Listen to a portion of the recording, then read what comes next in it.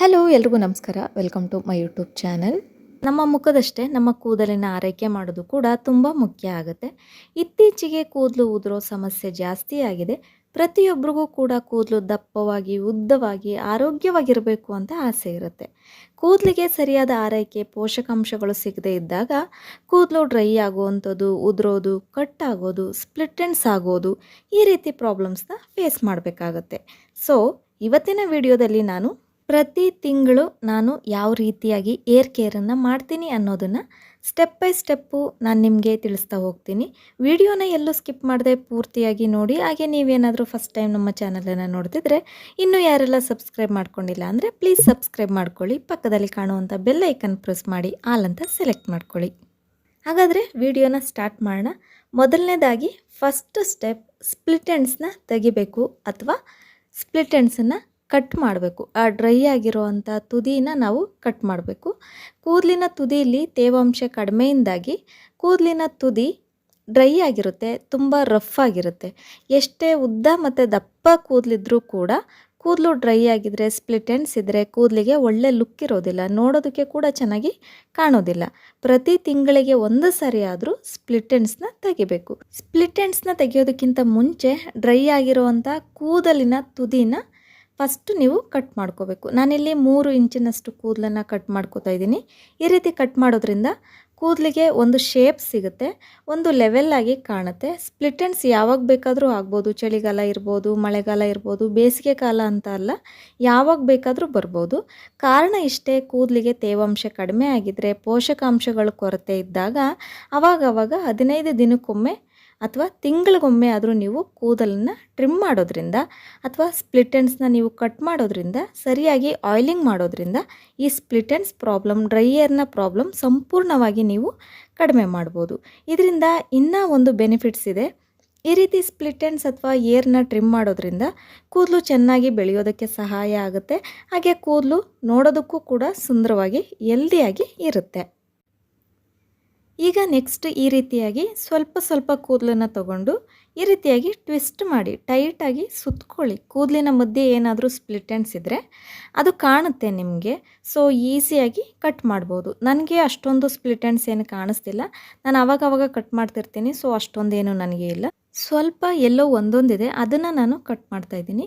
ನೀವು ಆವಾಗವಾಗ ಕಟ್ ಮಾಡೋದು, ಟ್ರಿಮ್ ಮಾಡೋದು ಮಾಡ್ತಿದ್ದೀವಿ. ನೀವು ಕೂಡ ಆವಾಗವಾಗ ಸ್ವಲ್ಪ ಸ್ಪ್ಲಿಟ್ ಎಂಡ್ಸ್ ಇದೆ, ಕೂದಲು ಡ್ರೈ ಇದೆ ಅಂತ ಅನ್ನಿಸ್ದಾಗ ತಕ್ಷಣಕ್ಕೆ ನೀವು ಕಟ್ ಮಾಡೋದು, ಟ್ರಿಮ್ ಮಾಡೋದು ಮಾಡಿದ್ರೆ ಸ್ಪ್ಲಿಟ್ ಎಂಡ್ಸ್ ಜಾಸ್ತಿ ಬರೋದಿಲ್ಲ. ಕೂದಲು ಕೂಡ ತುಂಬ ಹೆಲ್ದಿಯಾಗಿರುತ್ತೆ, ಆರೋಗ್ಯವಾಗಿ ಬೆಳೆಯೋದಕ್ಕೆ ಸ್ಟಾರ್ಟ್ ಆಗುತ್ತೆ.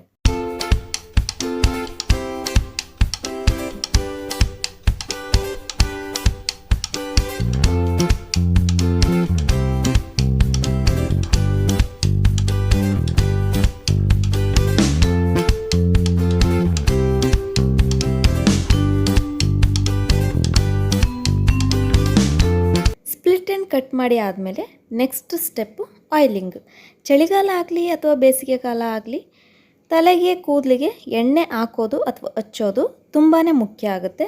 ಕೂದಲಿಗೆ ಅಥವಾ ಸ್ಕ್ಯಾಲ್ಪ್ಗೆ ಸರಿಯಾದ ರೀತಿಯಲ್ಲಿ ಪೋಷಕಾಂಶಗಳು ಸಿಗಬೇಕು. ಅದು ಈ ಎಣ್ಣೆ ಹಾಕೋದ್ರ ಮೂಲಕ ನಾವು ಪೂರೈಸಬೇಕು.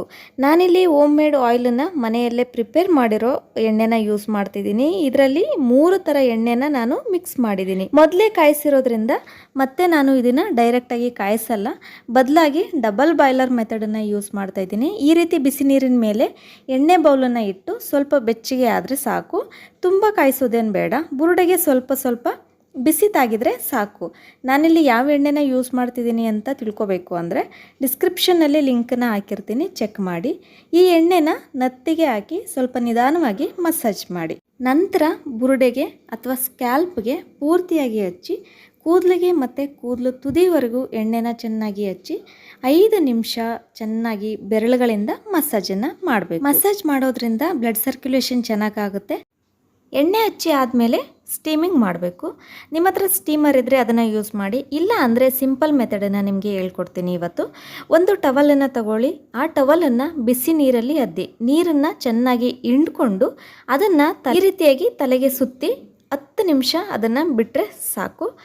ಇದರಿಂದ ಕೂದಲಿನ ಬುಡದಲ್ಲಿ ರಂಧ್ರಗಳು ಓಪನ್ ಆಗುತ್ತೆ. ಎಣ್ಣೆಯಲ್ಲಿರುವಂತಹ ನ್ಯೂಟ್ರಿಯೆಂಟ್ಸ್, ವಿಟಮಿನ್ಸ್ಗಳನ್ನು ಕೂದಲಿನ ಬುಡ ಚೆನ್ನಾಗಿ ಹೀರ್ಕೊಳ್ಳುತ್ತೆ, ಬ್ಲಡ್ ಸರ್ಕ್ಯುಲೇಷನ್ ಚೆನ್ನಾಗಾಗುತ್ತೆ. 10 ನಿಮಿಷ ಆದಮೇಲೆ ಟವಲನ್ನು ತೆಗೆದು ಈ ರೀತಿಯಾಗಿ ಜಡೆನ ಹಾಕ್ಕೊಳ್ಳಿ, ಅಥವಾ ನೀವು ಕೂದಲನ್ನು ಎತ್ತಿ ಮೇಲೆ ಕೂಡ ಕಟ್ಬೋದು. ಈ ರೀತಿ ಆದಮೇಲೆ ನೀವು ಉಗುರು ಬೆಚ್ಚಗಿರುವಂಥ ನೀರಿಂದ ನೀವು ಸ್ನಾನನ ಮಾಡಬೇಕಾಗುತ್ತೆ, ಏರ್ ವಾಶನ್ನು ಮಾಡಬೇಕಾಗತ್ತೆ. ಏರ್ ವಾಶನ್ನು ಮಾಡೋದಕ್ಕೆ ನೀವು ಅಕ್ಕಿ ತೊಳೆದಿರುವಂಥ ನೀರನ್ನು ಕೂಡ ಯೂಸ್ ಮಾಡ್ಬೋದು. ಇದರಿಂದನೂ ಕೂಡ ಏರ್ ಚೆನ್ನಾಗಿ ಗ್ರೋ ಆಗೋದಕ್ಕೆ ಹೆಲ್ಪ್ ಆಗುತ್ತೆ ಮತ್ತು ಕೂದಲು ತುಂಬ ಸಾಫ್ಟಾಗಿ ಬರುತ್ತೆ. ಇನ್ನು next step air mask. Air mask ಮಾಡೋದಕ್ಕೆ ನಾನಿಲ್ಲಿ ಫ್ಲೆಕ್ಸೀಡನ್ನು ಯೂಸ್ ಮಾಡ್ತಾಯಿದ್ದೀನಿ. ಫ್ಲೆಕ್ಸೀಡ್ ಜೆಲ್ಲನ್ನು ನಾನು ಯೂಸ್ ಮಾಡ್ತಾಯಿದ್ದೀನಿ. ಇದನ್ನು ಪ್ರಿಪೇರ್ ಮಾಡೋದು ಹೇಗೆ ಅಂದರೆ 2 ಕಪ್ನಷ್ಟು ನೀರನ್ನು ಒಂದು ಪಾತ್ರೆಗೆ ಸೇರಿಸ್ಕೊಂಡು ಅದಕ್ಕೆ 4 ಚಮಚ ಅಗಸೆ ಬೀಜಗಳನ್ನು ಸೇರಿಸಿ ಚೆನ್ನಾಗಿ ಕುದಿಸ್ಬೇಕು. ನೀವು ಇದನ್ನೇ ಮಾಡಬೇಕು ಅಂತ ಏನೂ ಇಲ್ಲ. ನಿಮಗೆ ಬೇಕಾದರೆ ನೀವು ನ್ಯಾಚುರಲ್ ಆಗಿ ಮೆಹಂದಿ ಕೂಡ ಹಾಕ್ಬೋದು. ಮೆಂತೆಕಾಳನ್ನು ನೆನೆಸಿ ರುಬ್ಬಿ ಪೇಸ್ಟ್ ಮಾಡಿ ಕೂಡ ಹಚ್ಬೋದು.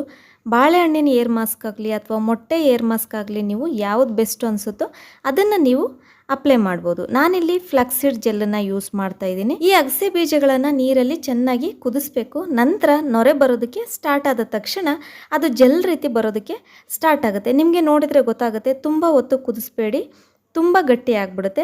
ಅದು ನೊರೆ ಬರೋದಕ್ಕೆ ಸ್ಟಾರ್ಟ್ ಆದಾಗ ಗ್ಯಾಸನ್ನು ಆಫ್ ಮಾಡಿ ತಣ್ಣಗಾಗೋದಕ್ಕೆ ಬಿಡಿ. ತಣ್ಣಗಾದ್ಮೇಲೆ ಒಂದು ಬೌಲಿಗೆ ಒಂದು ಬಟ್ಟೆ ಅಥವಾ ಒಂದು ಕಾಟನ್ ಬಟ್ಟೆ, ತೆಳುವಾಗಿರುವಂಥ ಬಟ್ಟೆ ಮೇಲೆ ಅದನ್ನು ಹಾಕಿ ಸೋಸ್ಕೋಬೇಕು, ಚೆನ್ನಾಗಿ ಹಿಂಡ್ಕೊಳ್ಬೇಕು. ಸೋಸ್ಕೊಂಡಾದಮೇಲೆ ಆ ಜೆಲ್ಲನ್ನು ನಿಮಗೆ ಎಷ್ಟು ಬೇಕು ಆ ಟೈಮಿಗೆ ನೀವು ಎಷ್ಟು ಯೂಸ್ ಮಾಡ್ತೀರಾ ಅಷ್ಟನ್ನು ನೀವು ಇಟ್ಕೊಂಡು ನೆಕ್ಸ್ಟ್ ಇನ್ನು ಮಿಕ್ಕಿರೋ ಅಂಥದ್ದನ್ನು ಒಂದು ಏರ್ಟೈಟ್ ಕಂಟೈನರಲ್ಲಿ ಸ್ಟೋರ್ ಮಾಡಿಕೊಂಡು ಇನ್ನು ಉಳಿದಿರೋವಂಥ ಈ ಜೆಲ್ಲನ್ನು ನೀವು ಒಂದು ಏರ್ಟೈಟ್ ಕಂಟೈನರ್, ಒಂದು ಗಾಜಿನ ಬಾಟ್ಲಿಗೆ ಇದನ್ನು ಹಾಕ್ಕೊಂಡು 1 ತಿಂಗಳವರೆಗೂ ನೀವು ಇಟ್ಟು ಯೂಸ್ ಮಾಡ್ಬೋದು. ಫ್ರಿಡ್ಜ್ನಲ್ಲಿಟ್ಟು ಯೂಸ್ ಮಾಡ್ಬೋದು. ಇದನ್ನು ನೀವು ಫೇಸ್ಗೂ ಕೂಡ ಯೂಸ್ ಮಾಡ್ಬೋದು. ಆ ಫೇಸ್ಗೆ ಯಾವ ರೀತಿ ಯೂಸ್ ಮಾಡೋದು, ಅದರಿಂದ ಏನು ಬೆನಿಫಿಟ್ಸು ಅಂತ ತಿಳ್ಕೊಬೇಕು ಅಂತಂದರೆ ನಾನು ಅದಕ್ಕೆ ಸಪ್ರೇಟ್ ವಿಡಿಯೋ ಮಾಡಿದ್ದೀನಿ. ಅದನ್ನು ಕೂಡ ಡಿಸ್ಕ್ರಿಪ್ಷನಲ್ಲಿ ಹಾಕಿರ್ತೀನಿ, ಚೆಕ್ ಮಾಡಿ. ಈಗ ಕೂದಲಿನ ಬುಡದಿಂದ ತುದಿವರೆಗೆ ಈ ಏರ್ ಮಾಸ್ಕನ್ನು ಅಪ್ಲೈ ಮಾಡಬೇಕು.